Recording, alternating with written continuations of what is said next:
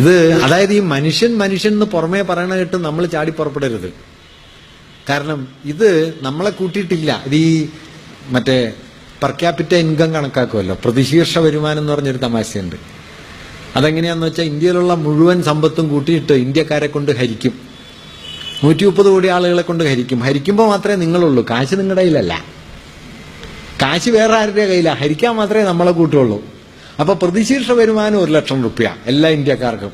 ഇന്ത്യക്കാരുടെ സ്ഥിതി എന്താ? 1 റുപ്യയുടെ അരി വാങ്ങാനായിട്ട് പോലും വകയില്ല. പക്ഷെ കണക്ക് നോക്കിയാൽ 1 ലക്ഷം റുപ്യ. പഴയ നമ്പൂരിയുടെ കഥ പോലെ പെട്ടി കള്ളം കൊണ്ടുപോയാലും താക്കോൽ എൻ്റെ കയ്യിലാന്ന് പറഞ്ഞൊരു നമ്പൂരി ഉണ്ടല്ലോ. ഈ മട്ടിലുള്ള കുറെ സൂചികകൾ കൊണ്ടാണ് നമ്മൾ നമ്മുടെ സമ്പദ് വ്യവസ്ഥയെക്കുറിച്ച് ചർച്ച ചെയ്യുന്നത് പോലും. പ്രതിശീർഷ വരുമാനം വർദ്ധിച്ചു, അംബാനിയുടെ കയ്യിൽ കാശ് കൂടിയെന്നാ. പക്ഷെ കണക്ക് പറയുന്നത് പ്രതിശീർഷ വരുമാനം വർദ്ധിച്ചു എന്നാ. ഇപ്പൊ വേൾഡ് വെൽത്ത് റിപ്പോർട്ട് വന്നല്ലോ. അപ്പൊ എന്താണ്? 2014 ഉണ്ടായിരുന്നതിനേക്കാൾ 14% സ്വത്ത് കൂടിയിരിക്കുന്നു ഇന്ത്യയിലെ അതിസമ്പന്ന ന്യൂനപക്ഷത്തിന്. 14%, 2 കൊല്ലം കൊണ്ട്.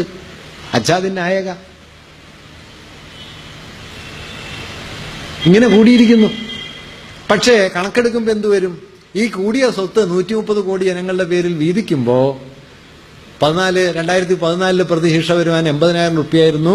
ഇപ്പൊ 1 ലക്ഷം റുപ്യായിരിക്കുന്നു. എന്തൊരു വളർച്ചയാണ്! നമ്മള് പണ്ട് സായിനാഥ് പറയുന്ന പി സായിനാഥ് ഉണ്ടല്ലോ, അദ്ദേഹം പറയുന്നുണ്ട്, ഈ സുനാമി വന്ന് 10,000-കണക്കിന് ആളുകൾ കൊല ചെയ്യപ്പെട്ടിട്ട് ബോംബെ സ്റ്റോക്ക് എക്സ്ചേഞ്ചിൽ ഓഹരികളുടെ വില 1 പോയിന്റ് പോലും താണില്ല. മുകേഷ് അംബാനി അനിൽ അംബാനിയും തമ്മിൽ പിണങ്ങി പിരിഞ്ഞ അന്ന് 300 പോയിന്റ് താണു. ഈ സാധനത്തെ കൊണ്ടാണ് നിങ്ങൾ സാമ്പത്തിക മാനദണ്ഡം ഉണ്ടാക്കുന്നത്. നിങ്ങൾ മരിച്ചാൽ ഈ സ്റ്റോക്ക് എക്സ്ചേഞ്ചിൽ അറിയില്ല. നിങ്ങൾ മരിച്ചാലല്ല, മഹാഭൂരിപക്ഷം പേര് മരിച്ചാലും 95% പേര് മരിച്ചാലും ബോംബെ സ്റ്റോക്ക് എക്സ്ചേഞ്ചിന് ഒന്നും സംഭവിക്കില്ല. ഇങ്ങനെ ഒരു മാനദണ്ഡം കൊണ്ട് നമ്മുടെ സമൂഹത്തിന്റെ പുരോഗതി അളന്നാൽ പിന്നെ എങ്ങനെ നമ്മൾ പുരോഗമിക്കും? അതുകൊണ്ട് ഈ സൂചികകൾ തന്നെയാണ് പ്രശ്നം. ഞാൻ ഈ മനുഷ്യനാണ് പ്രശ്നം എന്ന് പറയായിരുന്നു. ഇപ്പൊ ആഫ്രിക്കക്കാർ ഉന്നയിക്കുന്ന ചോദ്യം, സ്ത്രീകൾ ഉന്നയിക്കുന്ന ചോദ്യം, ദളിതരും ആദിവാസികൾ ഉന്നയിക്കുന്ന ചോദ്യം, നിങ്ങൾ മനുഷ്യരെ കുറിച്ച് പറയുന്നു, അതിൽ ഞങ്ങളുണ്ടോ? നിങ്ങളുടെ ഈ മാതൃകയിൽ ഞങ്ങൾ പെട്ടോ? കറുത്തവരാണോ? സ്ത്രീയാണോ? ദളിതനാണോ? ആദിവാസിയാണോ? വനവാസിയാണോ?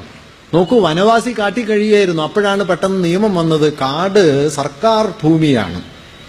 അപ്പൊ ആദിവാസി ആരായി? വനവാസി ആരായി? Trespassers will be prosecuted. വെറുതെ ഇരിക്കുമ്പോൾ കുറ്റവാളിയായിപ്പോയി. ഒന്നും ചെയ്തിട്ടില്ലായിരുന്നു, ഒരു ദിവസം കാലത്ത് എഴുന്നേറ്റപ്പോ കുറ്റവാളിയാ. ഇങ്ങനെയാണ് നിയമം ഉണ്ടായത്, ഇല്ലേ? ക്രിമിനൽ ട്രൈബ്സ് എന്ന് പറഞ്ഞല്ലോ, കുറ്റവാളി ഗോത്രങ്ങൾ. എന്താണ് ചെയ്തത്? കാടിൽ പാർക്കുകയായിരുന്നു, കാടിൽ ജീവിക്കുകയായിരുന്നു. ഒരു ദിവസം നിയമം കൊണ്ടുവന്നു, നിങ്ങൾ കുറ്റവാളിയാണ് എന്ന് പറഞ്ഞു.